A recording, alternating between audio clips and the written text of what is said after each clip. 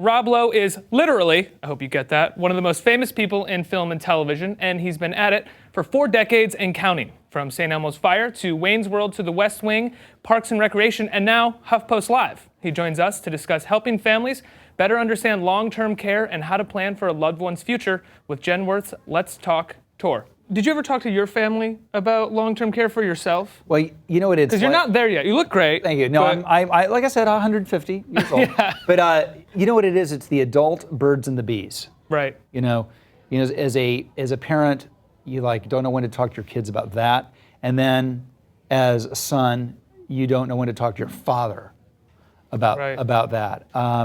And you just don't want any surprises. The cost of having someone care for you can get out of control very quickly. With my folks, I was able to foot that bill with my mother, but most Americans can't, and you just don't want to be surprised because traditional insurance really doesn't cover it.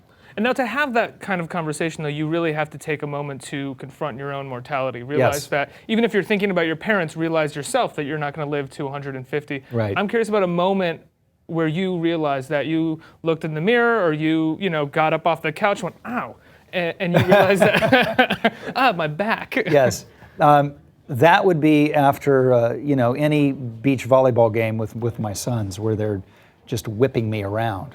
You go, well, I'm not the man I used to be. But more than anything, family's been a big part of my life. My second book deals a lot in that. And anything that I find significant in my relationship with either my sons or my parents, if I feel it's significant and interesting, I usually find it's worth sharing with people.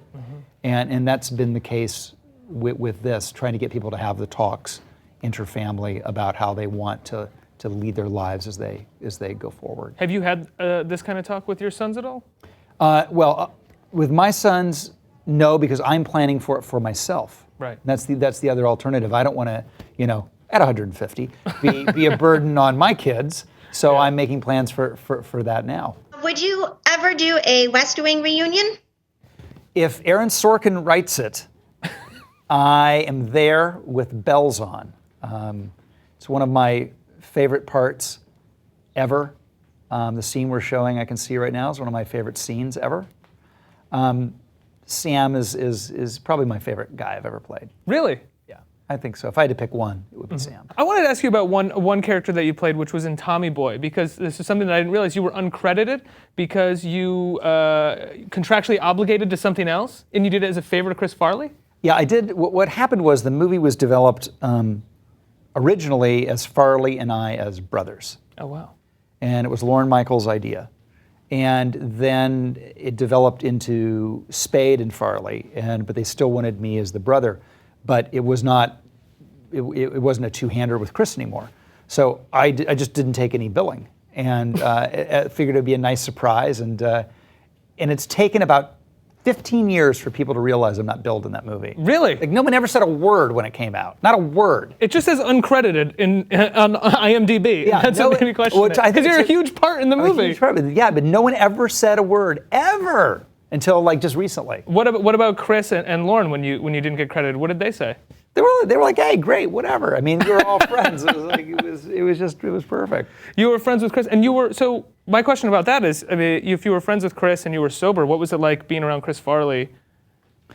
Chris, listen, Chris was a man of big appetites. Yeah. And I once took Chris to my favorite steakhouse, and Chris proceeded to order 2 steaks that were this big, 2 of them, and on each bite he put a cube of butter. Each bite. And when I finally said, Chris, what are you doing? He looked at me and said, it needs a hat. That's such an amazing response, because there's nothing you can say to that. What do you say? Yeah. Yeah. No, it doesn't? I don't know. What do you do? Yeah. That was a tough loss. There will never be anybody like Chris. We're such a prideful world and nation, and here we are in the 21st century, and we're so brilliant. Well, let's be less brilliant and more loving.